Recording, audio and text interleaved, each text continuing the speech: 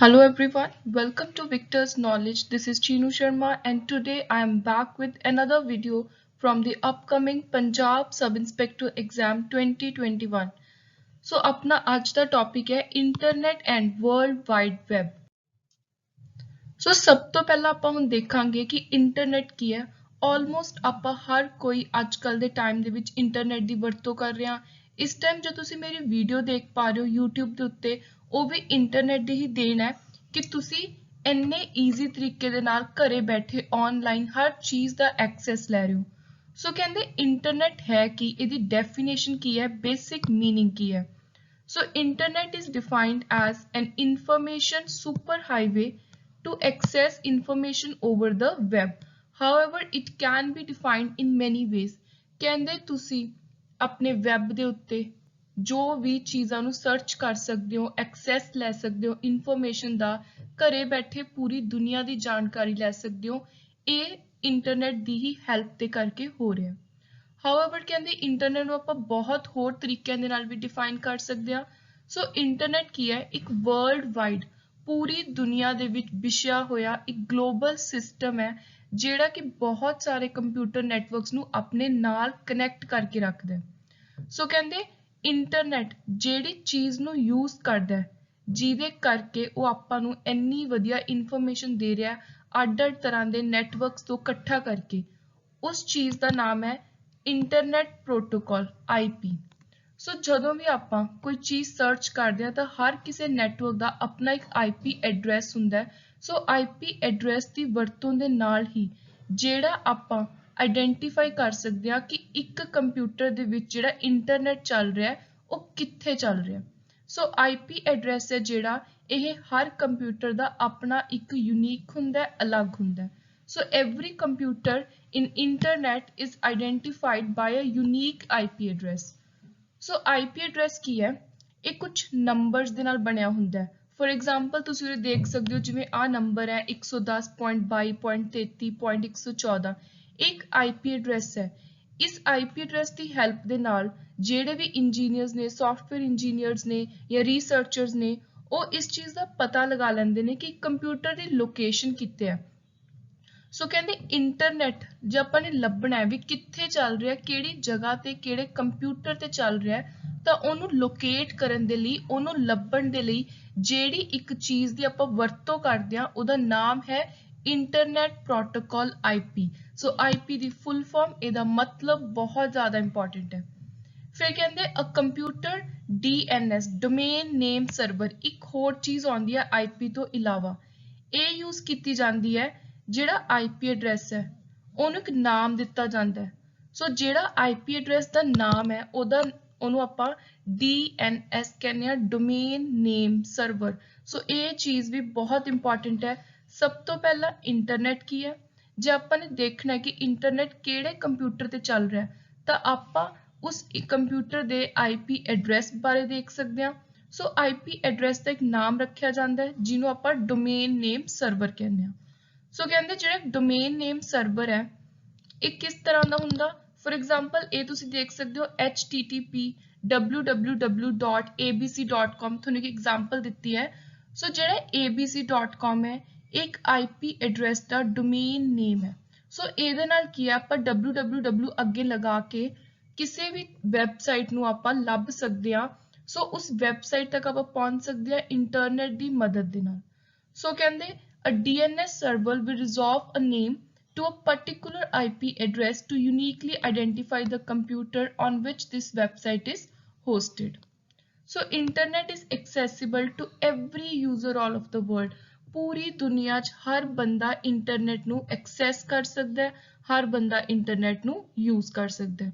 ਸੋ ਤੁਸੀਂ ਦੇਖ ਸਕਦੇ ਹੋ ਕਿ ਇੰਟਰਨੈਟ ਹੈ ਇਹਦੀ ਵਰਤੋਂ ਦੇ ਨਾਲ ਆਪਾਂ ਫੋਨ ਚਲਾ ਸਕਦੇ ਹਾਂ, ਕੰਪਿਊਟਰ ਚਲਾ ਸਕਦੇ ਹਾਂ, ਲੈਪਟਾਪ ਚਲਾ ਸਕਦੇ ਹਾਂ, ਕੁਝ ਵੀ ਚਲਾ ਸਕਦੇ ਹਾਂ ਆਪਾਂ। ਸੋ ਇੰਟਰਨੈਟ ਕੀ ਹੈ? ਇੱਕ ਇਨਫੋਰਮੇਸ਼ਨ ਦਾ ਸੁਪਰ ਹਾਈਵੇ ਹੈ, ਮਤਲਬ ਕਿ ਬਹੁਤ ਹੀ ਜ਼ਿਆਦਾ ਫਾਸਟ ਮੂਵਿੰਗ ਚੀਜ਼ ਹੈ।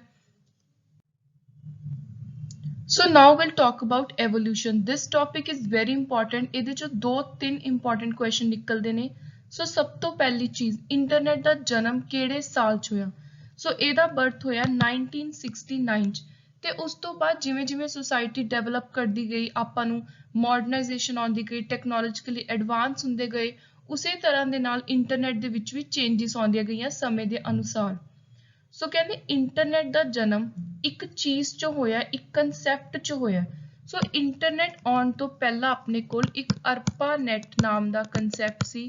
ਦਿਸ ਇਜ਼ ਵੈਰੀ ਇੰਪੋਰਟੈਂਟ, ਐਗਜ਼ਾਮ 'ਚ ਆਲਰੇਡੀ 3-4 ਵਾਰੀ ਆ ਚੁੱਕਿਆ। ਸੋ ARPANET ਦੀ ਫੁੱਲ ਫਾਰਮ ਕੀ ਹੈ? Advanced research project agency network. So ARPANET ਨੂੰ ਜਿਹੜੀ ਯੂਨਾਈਟਿਡ ਸਟੇਟਸ ਅਮਰੀਕਾ ਹੈ, ਉਹਦੇ ਡਿਫੈਂਸ ਡਿਪਾਰਟਮੈਂਟ ਨੇ ਡਿਵੈਲਪ ਕੀਤਾ ਸੀ। ਇਹ ਵੀ ਬਹੁਤ ਇੰਪੋਰਟੈਂਟ ਚੀਜ਼ ਹੈ। ਸੋ ਬੇਸਿਕ ਪਰਪਸ ਕਿਸੇ ARPANET ਲਿਆਂਦਾ ਕਿਉਂ ਗਿਆ ਸੀ? ਸੋ ਦੈਟ ਜਿੰਨੀਆਂ ਵੀ ਸਰਕਾਰ ਦੀਆਂ ਏਜੰਸੀਆਂ ਨੇ, ਬਾਡੀਆਂ ਨੇ, ਉਹਨਾਂ ਨੂੰ ਆਪਸ ਦੇ ਵਿੱਚ ਗੱਲਬਾਤ ਕਰਨੀ ਸੌਖੀ ਹੋ ਜੇ। ਸੋ ਇੱਕ ਨੈਟਵਰਕ ਸਿਸਟਮ ਤਿਆਰ ਕਰਤਾ ਸੀ ARPANET ਨਾਮ ਦਾ। ਸੋ ਇਹ ਆਪਾਂ ਨੇ ਯਾਦ ਰੱਖਣਾ ਹੈ ਕਿ US ਦੁਆਰਾ ਤਿਆਰ ਕੀਤਾ ਗਿਆ ਸੀ ਤੇ ਇਹ ਕਿਸ ਪਰਪਸ ਲਈ ਤਿਆਰ ਕੀਤਾ ਸੀ। ਸੋ ਕਹਿੰਦੇ ਇਨੀਸ਼ੀਅਲੀ ਸਿਰਫ 4 ਨੋਡ ਸੀ, ਇਹਦੇ ਵਿੱਚ 4 ਹੀ ਹੋਸਟ ਸੀ, ਮਤਲਬ ਕਿ ਜਿੱਥੇ ਪਹੁੰਚ ਸਕਦਾ ਸੀ ਇਹਦਾ ਨੈਟਵਰਕ। ਸੋ 4 ਹੋਸਟ ਸੀ ਸਟਾਰਟਿੰਗ ਦੇ ਵਿੱਚ। 1972 ਦੇ ਵਿੱਚ ਜਿਹੜਾ ARPANET ਹੈ ਉਹ ਪੂਰੇ ਗਲੋਬ, ਪੂਰੀ ਦੁਨੀਆ 'ਚ ਫੈਲ ਗਿਆ। ਸੋ 23 ਨੋਡਸ ਲੋਕੇਟ, ਮਤਲਬ ਅੱਡ-ਅੱਡ ਕੰਟਰੀਜ਼ ਦੇ ਵਿੱਚ 23 ਜਗ੍ਹਾ ਤੇ ਇਹਦੀ ਪਹੁੰਚ ਹੋ ਗਈ। ਸੋ ਜਦੋਂ ਇਹ ਵਾਈਡ ਹੋ ਗਿਆ, ਇਹਦਾ ਏਰੀਆ ਵੱਧ ਗਿਆ, ਤਾਂ ਇਹੀ ARPANET ਨੂੰ ਇੰਟਰਨੈਟ ਦਾ ਨਾਮ ਦਿੱਤਾ। ਸੋ ਆਪਾਂ ਨੇ ਯਾਦ ਰੱਖਣਾ ਹੈ ਕਿ ਜਿਹੜਾ ARPANET US ਤੋਂ ਪੈਦਾ ਹੋਇਆ, ਹੌਲੀ ਹੌਲੀ ਜਦੋਂ 1972 'ਚ ਉਹਨੇ ਆਪਣਾ ਏਰੀਆ, ਆਪਣੇ ਫੰਕਸ਼ਨਸ ਫੈਲਾ ਲਏ, 23 ਕੰਟਰੀਜ਼ ਤੱਕ ਪਹੁੰਚ ਗਿਆ, ਤਾਂ ਉਹਦਾ ਹੀ ਨਾਮ ਬਦਲ ਕੇ ਇੰਟਰਨੈਟ ਰੱਖਤਾ ਤੇ ਉਹਦੇ ਵਿੱਚ ਕੁਝ ਨਵੀਆਂ ਚੀਜ਼ਾਂ ਨੂੰ ਐਡ ਕਰਤਾ। So by the time invention of new technologies such as TCP, IP, DNS, www, browser, script language, internet provided a medium to publish and access information over the web. So ਇਹਦੇ 'ਚ ਹੌਲੀ ਹੌਲੀ ਬਹੁਤ ਸਾਰੇ ਹੋਰ functions ਪਾਤੇ, ਜਿਵੇਂ www ਦਾ ਮਤਲਬ ਹੈ ਵਰਲਡ ਵਾਈਡ ਵੈਬ। ਸੋ ਇਹਨੂੰ ਆਪਾਂ ਅਲੱਗ ਤੋਂ ਪੜਾਂਗੇ ਕਿ ਹੈ ਕੀ। ਸੋ ਕਹਿੰਦੇ ਕਿ ਅੱਡ-ਅੱਡ ਚੀਜ਼ਾਂ, ਅੱਡ-ਅੱਡ ਫੰਕਸ਼ਨ ਦੇਤੇ, ਸਕ੍ਰਿਪਟਡ ਲੈਂਗੁਏਜਸ ਪਾਤੀਆਂ। ਸੋ ਨੈਟ ਦੀ ਵਰਤੋਂ ਦੇ ਨਾਲ ਆਪਾਂ ਬਹੁਤ ਸਾਰੀਆਂ ਚੀਜ਼ਾਂ ਦੇਖ ਸਕਦੇ ਹਾਂ। ਆਪਾਂ ਸਿਰਫ ਇੱਕ ਵੈਬਸਾਈਟ ਨੂੰ ਹੀ ਐਕਸੈਸ ਨਹੀਂ ਕਰ ਸਕਦੇ, ਆਪਾਂ ਨੂੰ ਡਿਫਰੈਂਟ ਐਪਲੀਕੇਸ਼ਨਸ ਕਰ ਸਕਦੇ ਹਾਂ, ਚੀਜ਼ਾਂ ਨੂੰ ਡਾਊਨਲੋਡ ਕਰ ਸਕਦੇ ਹਾਂ, ਟ੍ਰਾਂਸਫਰ ਕਰ ਸਕਦੇ ਹਾਂ। ਸੋ ਇਹ ਨੇ ਬਹੁਤ ਸਾਰੇ ਫੰਕਸ਼ਨਸ ਇੰਟਰਨੈਟ ਦੇ। ਤੇ ਹੁਣ ਜਿਹੜੇ ਇੰਪੋਰਟੈਂਟ ਨਾਮ ਤੁਸੀਂ ਯਾਦ ਰੱਖਣੇ ਨੇ ਕਿ ਫਾਊਂਡਰ ਕੌਣ ਹੈ। ਇੰਟਰਨੈਟ ਦਾ ਫਾਊਂਡਰ ਕਿਹਨੂੰ ਮੰਨਿਆ ਜਾਂਦਾ ਹੈ? ਸੋ ਉਰੇ 2 ਨਾਮ ਆਉਂਦੇ ਨੇ।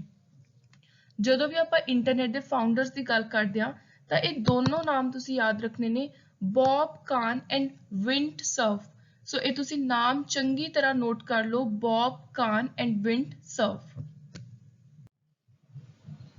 ਸੋ ਹੁਣ ਆਪਾਂ ਕੁਝ ਫਾਇਦੇ ਤੇ ਨੁਕਸਾਨ ਦੇਖ ਲੈਣੇ ਇੰਟਰਨੈਟ ਦੇ। ਇਹ ਸਿੰਪਲ ਜਿਹੇ ਨੇ, ਇਹਨਾਂ 'ਚ ਸਮਝਣ ਵਾਲੀ ਕੋਈ ਡੀਪਲੀ ਗੱਲ ਨਹੀਂ ਹੈ। ਸੋ ਐਡਵਾਂਟੇਜਸ ਕੀ ਨੇ ਇੰਟਰਨੈਟ ਦੀਆਂ? ਪਹਿਲੀ ਚੀਜ਼ ਸੋਸ਼ਲ ਨੈਟਵਰਕਿੰਗ। ਆਪਾਂ ਨੂੰ ਪਤਾ ਕਿ ਅੱਜ ਕੱਲ੍ਹ ਫੇਸਬੁੱਕ, ਇੰਸਟਾਗ੍ਰਾਮ, ਯੂਟਿਊਬ, ਸਨੈਪਚੈਟ, ਇਨ ਸਾਰਾ ਕੁਝ ਜੋ ਵੀ ਸੋਸ਼ਲ ਨੈਟਵਰਕਿੰਗਸ ਨੇ, ਲੋਕ ਆਪਸ ਵਿੱਚ ਸੋਸ਼ਲੀ ਜੁੜੇ ਹੋਏ ਨੇ, ਉਹ ਇੰਟਰਨੈਟ ਦੀ ਮਦਦ ਦੇ ਨਾਲ ਹੀ ਜੁੜੇ ਹੋਏ ਨੇ।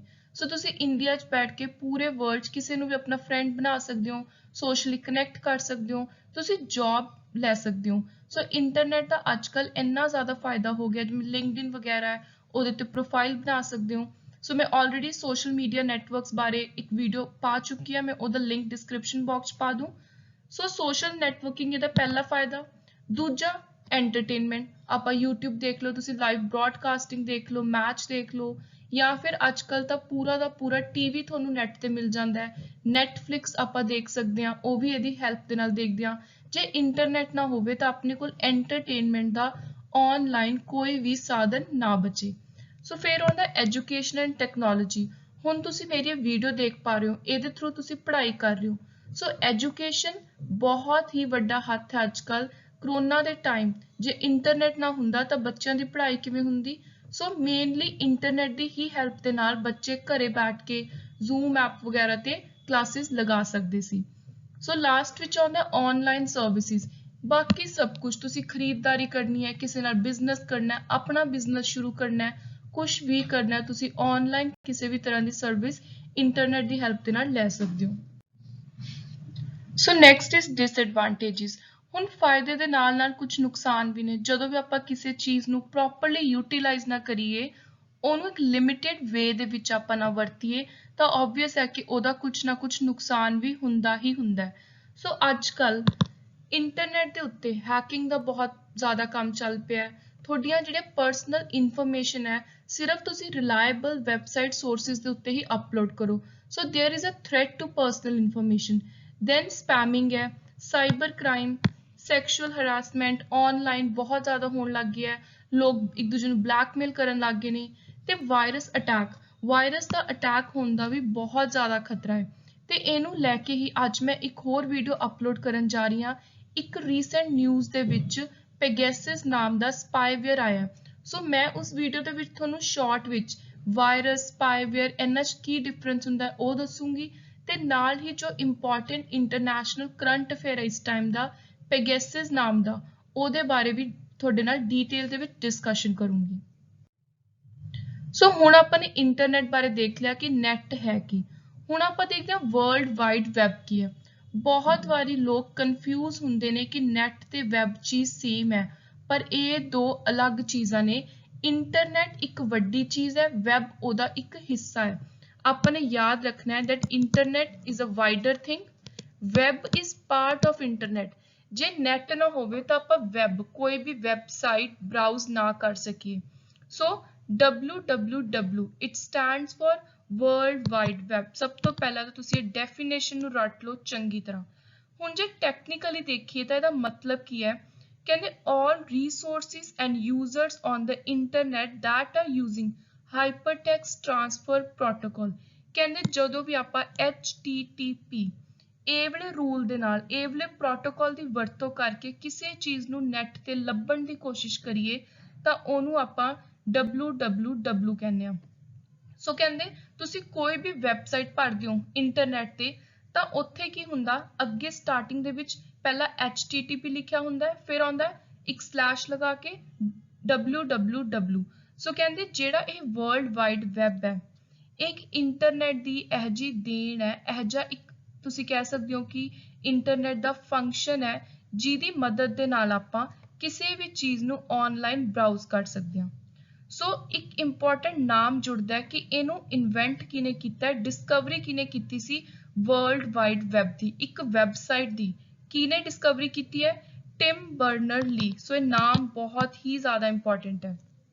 ਸੋ ਉਸ ਤੋਂ ਬਾਅਦ ਜਿਹੜਾ ਵਰਲਡ ਵਾਈਡ ਵੈਬ ਹੈ ਕਹਿੰਦੇ ਇੱਕ ਯੂਨੀਵਰਸ ਆਫ ਨੈਟਵਰਕ ਹੈ। ਇਹਦੇ ਵਿੱਚ ਆਪਾਂ ਜਿੰਨੀ ਮਰਜ਼ੀ ਇਨਫੋਰਮੇਸ਼ਨ ਲੈ ਸਕਦੇ ਹਾਂ। ਸੋ ਤੁਸੀਂ ਗੂਗਲ ਭਰ ਲਓ, www.google.com ਭਰ ਲਓ, ਉੱਥੇ ਤੁਹਾਨੂੰ ਦੁਨੀਆ ਦੀ ਕੋਈ ਵੀ ਕਿਸੇ ਵੀ ਕੋਨੇ ਦੀ ਇਨਫੋਰਮੇਸ਼ਨ ਮਿਲ ਸਕਦੀ ਹੈ। ਸੋ ਕਹਿੰਦੇ ਜਿੰਨੀ ਵੀ ਇੱਕ ਹਿਊਮਨ ਬਾਡੀ ਨੂੰ ਨੌਲੇਜ ਦੀ ਜ਼ਰੂਰਤ ਹੈ ਉਸ ਸਾਰੀ ਨੌਲੇਜ ਦਾ ਨਿਚੋੜ ਇੱਕ ਤੁਹਾਨੂੰ ਵੈਬਸਾਈਟ ਦੇ ਉੱਤੇ ਮਿਲ ਜਾਂਦਾ ਹੈ। ਸੋ ਤੁਹਾਨੂੰ ਕਿਸੇ ਵੀ ਤਰ੍ਹਾਂ ਦੀ ਵੈਬਸਾਈਟ ਜੇ ਤੁਸੀਂ ਐਕਸੈਸ ਕਰਨੀ ਹੈ, ਚਾਹੇ ਪੜ੍ਹਾਈ ਨਾਲ ਰਿਲੇਟਿਡ ਹੈ ਜਾਂ ਕੁਛ ਵੀ ਹੈ, ਕੋਈ ਥੋੜੀ ਮਿੰਤਰਾ ਹੈ, ਕੋਈ ਕੱਪੜਿਆਂ ਨਾਲ ਰਿਲੇਟਿਡ, ਜਾਂ ਫਿਰ ਤੁਸੀਂ ਫਲਿੱਪਕਾਰਟ ਦੇ ਉੱਤੇ ਕੋਈ ਚੀਜ਼ਾਂ ਨੂੰ ਟ੍ਰੇਡ ਕਰਨਾ ਆਨਲਾਈਨ, ਈ-ਕਮਰਸ ਵੈਬਸਾਈਟ ਨੇ। ਸੋ ਕਹਿੰਦੇ ਹਰ ਤਰ੍ਹਾਂ ਦੀ ਇੱਕ ਯੂਨੀਵਰਸਲ ਨੈਟਵਰਕ ਤੁਹਾਨੂੰ ਦੇ ਰਿਹਾ ਹੈ, ਮਤਲਬ ਕਿ ਇੱਕ ਜਗ੍ਹਾ ਤੇ ਬੈਠੇ ਤੁਹਾਨੂੰ ਹਜ਼ਾਰਾਂ ਚੀਜ਼ਾਂ ਦਾ ਐਕਸੈਸ, ਫਾਇਦਾ, ਮੁਨਾਫਾ ਦੇ ਰਹੇ ਨੇ। ਤੁਹਾਨੂੰ ਹਜ਼ਾਰਾਂ ਚੀਜ਼ਾਂ ਨੂੰ ਤੁਸੀਂ ਐਕਸੈਸ ਕਰ ਸਕਦੇ ਹੋ, ਉਹਨਾਂ ਦੇ ਫੰਕਸ਼ਨਸ ਨੂੰ ਇੰਜੋਏ ਕਰ ਸਕਦੇ ਹੋ। ਸੋ ਕਹਿੰਦੇ ਹਿਊਮਨ ਨੌਲੇਜ ਦਾ ਪੂਰਾ ਇੱਕ ਨਿਚੋੜ ਵਰਲਡ ਵਾਈਡ ਵੈਬ ਦੇ ਉੱਤੇ ਪਿਆ ਹੁੰਦਾ ਹੈ। ਸੋ ਵਰਲਡ ਵਾਈਡ ਵੈਬ ਸਿੰਪਲੀ ਕੀ ਹੈ? ਇੱਕ ਕੰਪਿਊਟਰ ਇੰਟਰਨੈਟ ਦੀ ਮਦਦ ਦੇ ਨਾਲ ਕੰਪਿਊਟਰ ਦੇ ਉੱਤੇ ਜਿਹੜੀ ਵੀ ਇਨਫੋਰਮੇਸ਼ਨ ਪਈ ਹੈ ਜਿਹਨੂੰ ਆਪਾਂ ਅੱਡ-ਅੱਡ ਸੋਰਸਿਸ, ਅੱਡ-ਅੱਡ ਏਰੀਆਜ਼ ਦੇ ਵਿੱਚ ਦੇਖ ਸਕਦੇ ਹਾਂ। ਸੋ ਮੈਂ ਤੁਹਾਨੂੰ ਆਲਰੇਡੀ ਦੱਸ ਚੁੱਕੀ ਹਾਂ, ਕੱਪੜਿਆਂ ਦੀ ਅੱਡ ਵੈਬਸਾਈਟ ਹੈ, ਕਮਰਸ ਟ੍ਰੇਡ ਦੀ ਅੱਡ ਵੈਬਸਾਈਟ ਹੈ, ਤੁਸੀਂ ਕੋਈ ਆਪਣੇ ਕਾਲਜ ਦੀ ਵੈਬਸਾਈਟ ਖੋਲ੍ਹਣੀ ਹੈ, ਯੂਨੀਵਰਸਿਟੀ ਦੀ, ਉਹ ਅਲੱਗ ਤੋਂ ਪਈ ਹੈ। ਸੋ ਉਹਨਾਂ ਸਾਰੀਆਂ ਵੈਬਸਾਈਟਸ ਦੇ ਅੱਗੇ HTTP, www ਇਹ ਲਿਖਿਆ ਹੁੰਦਾ ਹੈ।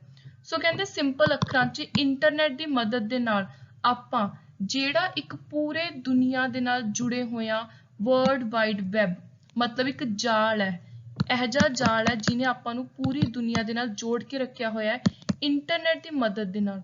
ਉਸ ਜਾਲ ਨੂੰ ਆਪਾਂ ਵਰਲਡ ਵਾਈਡ ਵੈਬ ਕਹਿੰਦੇ ਹਾਂ। ਸੋ ਮੈਂ ਤੁਹਾਨੂੰ ਦੱਸ ਚੁੱਕੀ ਹਾਂ ਕਿ internet and web are not the same things.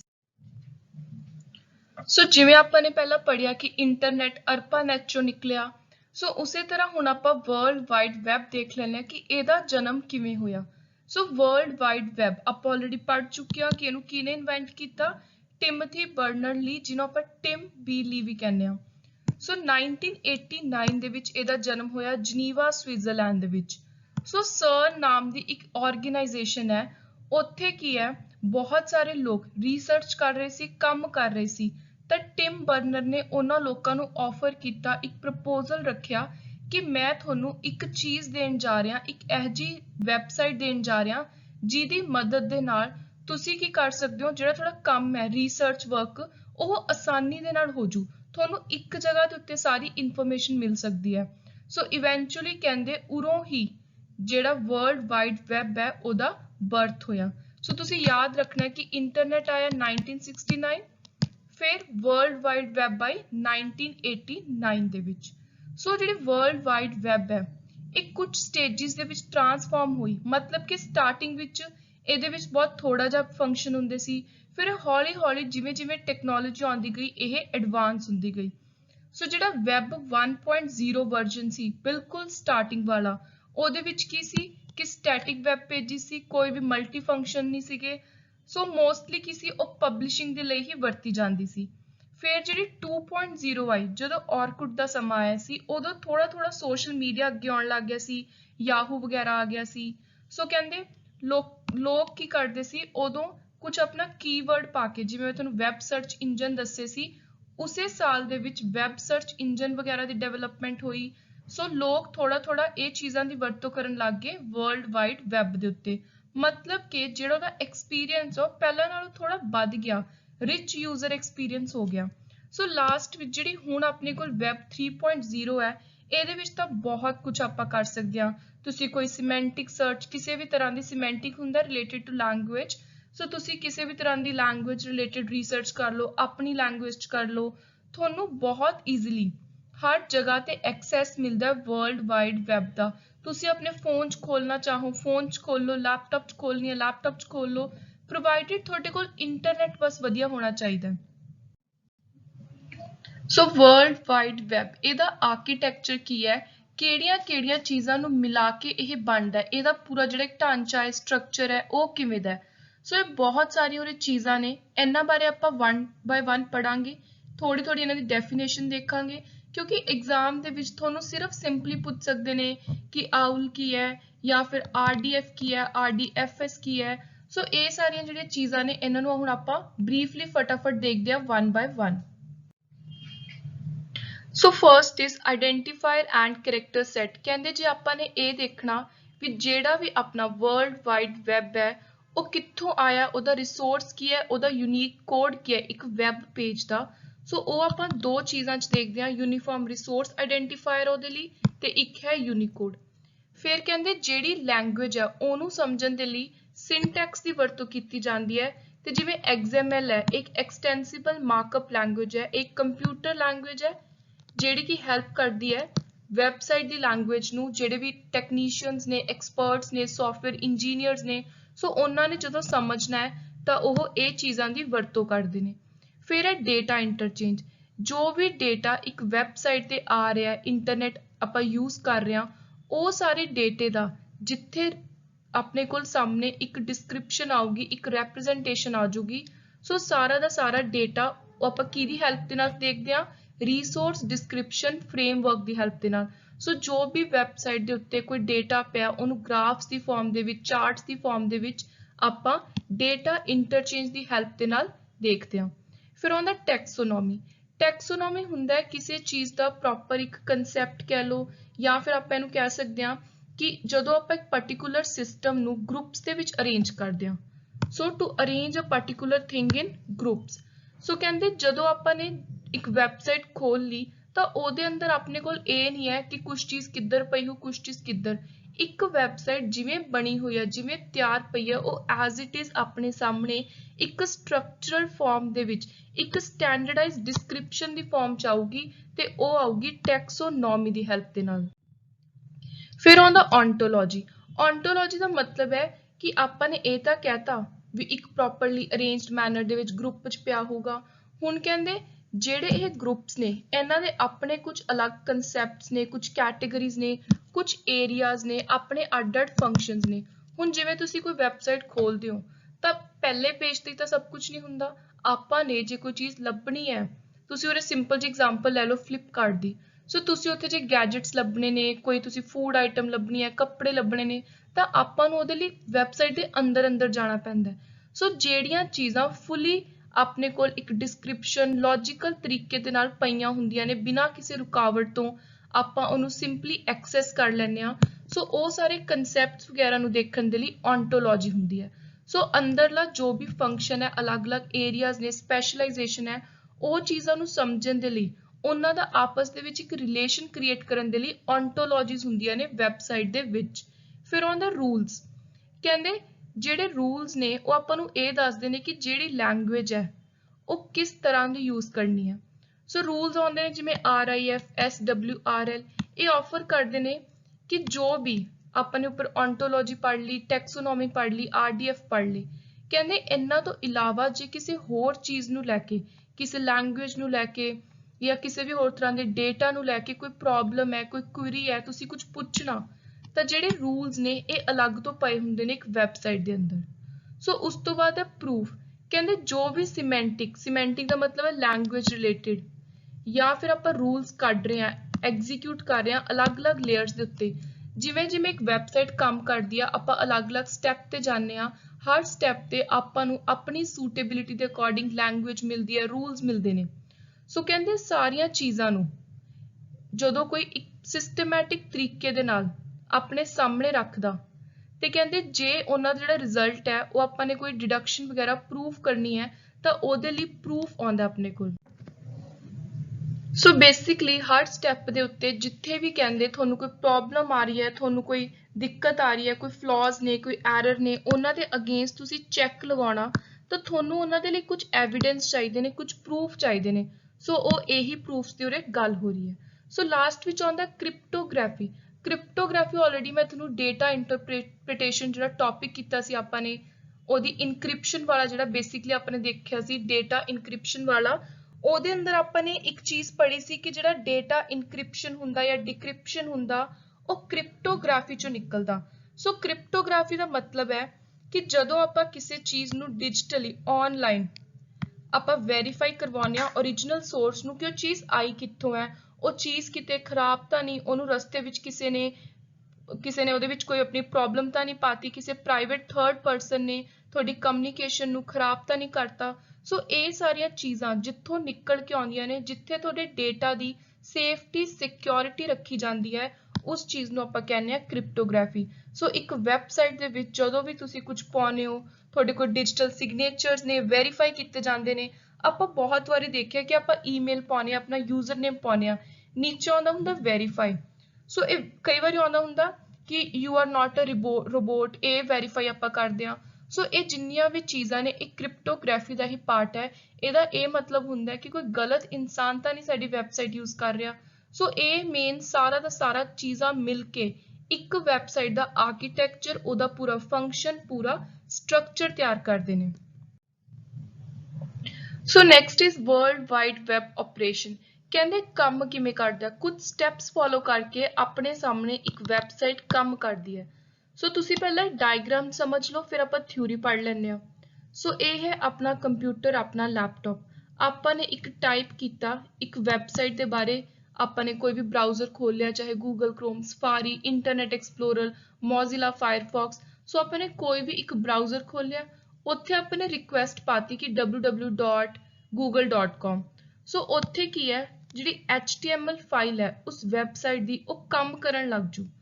ਸੋ ਜਿਹੜਾ ਇੰਟਰਨੈਟ ਹੈ ਇਹਦੀ ਹੈਲਪ ਦੇ ਨਾਲ ਜਿਹੜਾ ਵੈਬ ਦਾ ਅਸਲੀ ਸਰਵਰ ਹੈ, ਜਿਹਨੇ ਆਪਣੇ ਸਾਹਮਣੇ ਵੈਬਸਾਈਟ ਨੂੰ ਲਿਆ ਕੇ ਰੱਖਣਾ ਹੈ, ਉਹਦੇ ਕੋਲ ਫਟਾਫਟ ਇਨਫੋਰਮੇਸ਼ਨ ਪਹੁੰਚ ਜੂ। ਤੇ ਉਹ ਜਿਹੜਾ ਵੈਬ ਸਰਵਰ ਹੈ ਉਹ HTML ਫਾਈਲ, ਇੱਕ ਵੈਬ ਦੀ HTML ਫਾਈਲ ਆਪਣੇ ਸਾਹਮਣੇ ਖੋਲ ਕੇ ਰੱਖ ਦੂ। ਸੋ ਤੁਸੀਂ ਸਿੰਪਲੀ ਸਮਝਣਾ ਹੈ ਕਿ ਸਟਾਰਟ ਆਪਾਂ ਕਰਦੇ ਹਾਂ www. ਤੋਂ। ਆਪਾਂ ਕਦੇ ਵੀ ਜਦੋਂ ਕੋਈ ਵੈਬਸਾਈਟ ਲੱਭਦੇ ਹਾਂ, ਕਦੇ ਵੀ ਤੁਸੀਂ ਆਪ ਉਹਦੇ ਅੱਗੇ HTTP ਲਿਖਿਆ ਨਹੀਂ, ਆਪਾਂ ਨੂੰ ਸਿਰਫ ਜ਼ਰੂਰਤ ਪੈਂਦੀ ਹੈ www. ਲਿਖਣ ਦੀ। ਸੋ ਜਿਹੜੇ HTTP ਵਾਲੀ ਫਾਰਮ ਹੈ ਇਹ ਉਦੋਂ ਆਪਣੇ ਸਾਹਮਣੇ ਆਉਂਦੀ ਹੈ ਜਦੋਂ ਵੈਬਸਾਈਟ ਓਪਨ ਹੋ ਜਾਂਦੀ ਹੈ। ਸੋ ਇਹ ਚੀਜ਼ ਤੁਸੀਂ ਇੰਪੋਰਟੈਂਟ ਸਮਝਣੀ ਹੈ। ਇਹੀ ਸਾਰਾ ਮੇਨ ਕਰਕਸ ਹੈ, ਕਨਕਲੂਜਨ ਹੈ ਕਿ ਇਹ ਕੰਮ ਕਿਵੇਂ ਕਰਦੀ ਹੈ। ਸੋ www. ਇਹਦੇ ਤੋਂ HTTP ਬਣ ਜਾਂਦੀ ਹੈ ਜਦੋਂ ਆਪਣੇ ਸਾਹਮਣੇ ਨਿਕਲ ਕੇ ਆਉਂਦੀ ਹੈ, ਕਿਹਦੀ ਮਦਦ ਦੇ ਨਾਲ, ਇੰਟਰਨੈਟ ਦੀ ਮਦਦ ਦੇ ਨਾਲ। ਸੋ ਪਹਿਲਾ ਕੀ ਹੈ, ਯੂਜ਼ਰ URL URL ਕੀ ਹੈ, ਆਹ ਯੂਨੀਕ ਕੋਡ, ਇਹਨੂੰ ਐਂਟਰ ਕਰਦਾ ਹੈ। ਸੋ ਵੈਬ ਬਰਾਊਜ਼ਰ ਦੇ ਵਿੱਚ, ਸੋ ਬਰਾਊਜ਼ਰ ਡੋਮੇਨ ਨੇਮ ਸਰਵਰ ਦੀ ਰਿਕੁਐਸਟ ਕਰਦਾ ਹੈ। ਸੋ ਉਸ ਤੋਂ ਬਾਅਦ ਕੀ ਹੈ, ਜਦੋਂ ਰਿਸੀਵ ਹੋ ਗਿਆ IP ਐਡਰੈਸ ਤਾਂ ਬਰਾਊਜ਼ਰ ਕੀ ਹੈ, ਉਹ ਸੈਂਡ ਕਰੂਗਾ ਵੈਬ ਪੇਜ ਨੂੰ ਰਿਕੁਐਸਟ ਕਿ ਹੁਣ ਤੂੰ HTTP ਵਾਲੀ ਫਾਈਲ ਖੋਲ ਦੇ, ਮੈਂ ਤਿਆਰ ਹਾਂ, ਵੈਬਸਾਈਟ ਓਪਨ ਹੋਣ ਲਈ ਰੈਡੀ ਹੈ। ਸੋ ਜਿਹੜਾ ਵੈਬ ਬਰਾਊਜ਼ਰ ਹੈ ਉਹ ਵੈਬ ਪੇਜ ਨੂੰ ਆਪਣੇ ਸਾਹਮਣੇ ਲਿਆ ਕੇ ਰੱਖ ਦੂ। ਸਿੰਪਲੀ ਜੋ ਵੀ ਕੰਟੈਂਟਸ ਨੇ ਸਾਰਾ ਦਾ ਸਾਰਾ ਆਪਣੇ ਅੱਖਾਂ ਸਾਹਮਣੇ ਡਿਸਪਲੇ ਹੋ ਜਾਊਗਾ ਉਸ ਵੈਬ ਬਰਾਊਜ਼ਰ ਦੀ ਵਿੰਡੋ ਦੇ ਉੱਤੇ ਵੈਬ ਪੇਜ ਬਾਰੇ। ਸਿੰਪਲ, ਬਹੁਤ ਹੀ ਈਜ਼ੀ ਚੀਜ਼ ਹੈ। ਤੁਸੀਂ ਇਹਨੂੰ ਪ੍ਰੈਕਟੀਕਲੀ ਆਪ ਰਿਲੇਟ ਕਰਕੇ ਦੇਖੋ ਕਿ ਅਸੀਂ ਕਿਸੇ ਚੀਜ਼ ਨੂੰ ਕਿਵੇਂ ਸਰਚ ਕਰਦੇ ਹਾਂ ਤੇ ਉਹ ਕਿਵੇਂ ਆਪਣੇ ਸਾਹਮਣੇ ਖੁੱਲ ਕੇ ਆਉਂਦੀ ਹੈ। ਸੋ ਲਾਸਟ ਵਿੱਚ ਹੁਣ ਆਪਾਂ ਇੰਪੋਰਟੈਂਟ ਡਿਫਰੈਂਸ ਦੇਖ ਲੈਂਦੇ ਹਾਂ ਇੰਟਰਨੈਟ ਤੇ ਵਰਲਡ ਵਾਈਡ ਵੈਬ। ਜਿਹੜੀਆਂ ਇਹ ਦੋ ਚੀਜ਼ਾਂ ਆਮ ਤੌਰ ਤੇ ਲੋਕ ਕਨਫਿਊਜ਼ ਹੁੰਦੇ ਨੇ, ਸੋ ਇਹਨਾਂ ਦੋ ਚੀਜ਼ਾਂ ਦਾ ਡਿਫਰੈਂਸ ਕੀ ਹੈ। ਸੋ ਇੰਟਰਨੈਟ ਆਪਾਂ ਆਲਰੇਡੀ ਪੜ੍ਹ ਚੁੱਕੇ ਹਾਂ ਕੀ ਹੈ, ਇਹ ਬਹੁਤ ਸਾਰੇ ਕੰਪਿਊਟਰਸ ਨੂੰ ਦੂਜੇ ਕੰਪਿਊਟਰਸ ਦੇ ਨਾਲ ਪੂਰੀ ਦੁਨੀਆ 'ਚ ਕਨੈਕਟ ਕਰਦਾ ਹੈ, ਇੱਕ ਨੈਟਵਰਕ, ਇੱਕ ਜਾਲ ਵਿਛਾ ਦਿੰਦਾ ਹੈ। ਸੋ ਵਰਲਡ ਵਾਈਡ ਵੈਬ ਕੀ ਹੈ, ਇੰਟਰਨੈਟ ਦੀ ਮਦਦ ਦੇ ਨਾਲ ਜਦੋਂ ਆਪਾਂ ਇੱਕ ਪਾਰਟਿਕੂਲਰ ਇਨਫੋਰਮੇਸ਼ਨ ਲੈਂਦੇ ਹਾਂ ਕਿਸੇ ਵੀ ਵੈਬਸਾਈਟ ਤੋਂ, ਉਹ ਹੁੰਦੀ ਹੈ ਵਰਲਡ ਵਾਈਡ ਵੈਬ। ਸੋ ਇੰਟਰਨੈਟ ਇੱਕ ਇਨਫਰਾਸਟ੍ਰਕਚਰ ਹੈ ਤੇ ਜਿਹੜੀ ਵਰਲਡ ਵਾਈਡ ਵੈਬ ਹੈ ਉਹ ਇਸ ਇਨਫਰਾਸਟ੍ਰਕਚਰ ਦੀ ਟੌਪ ਤੇ ਆਉਂਦੀ ਹੈ। ਸੋ ਵਰਲਡ ਵਾਈਡ ਵੈਬ ਇੰਟਰਨੈਟ ਦੀ ਟੌਪ ਸਰਵਿਸ ਹੈ, ਨੰਬਰ 1 ਸਰਵਿਸ ਹੈ। ਸੋ ਇੰਟਰਨੈਟ ਹੈ, ਇਹਨੂੰ ਆਪਾਂ ਇੱਕ ਵੱਡੀ ਕਿਤਾਬ ਦੀ ਤਰ੍ਹਾਂ ਕਹਿੰਦੇ ਦੇਖ ਸਕਦੇ ਹਾਂ ਤੇ ਉਸ ਕਿਤਾਬ ਦਾ ਇੱਕ ਹਿੱਸਾ ਹੈ ਵਰਲਡ ਵਾਈਡ ਵੈਬ। ਕਹਿੰਦੇ ਐਡਵਾਂਸ ਲੈਵਲ ਤੇ ਜੇ ਗੱਲ ਕਰੀਏ ਤਾਂ ਆਪਾਂ ਇੰਟਰਨੈਟ ਨੂੰ ਇੱਕ ਹਾਰਡਵੇਅਰ ਦੀ ਤਰ੍ਹਾਂ ਦੇਖਦੇ ਹਾਂ ਤੇ ਆਪਾਂ ਜਿਹੜਾ ਵਰਲਡ ਵਾਈਡ ਵੈਬ ਹੈ ਉਹਨੂੰ ਸੌਫਟਵੇਅਰ ਦੀ ਤਰ੍ਹਾਂ ਦੇਖਦੇ ਹਾਂ। ਤੇ ਜਿਹੜਾ ਇੰਟਰਨੈਟ ਹੈ ਇਹ 1960s ਦੇ ਵਿੱਚ ਓਰੀਜਿਨੇਟ ਹੋਇਆ, ਇਹ ਹੋਇਆ 1989।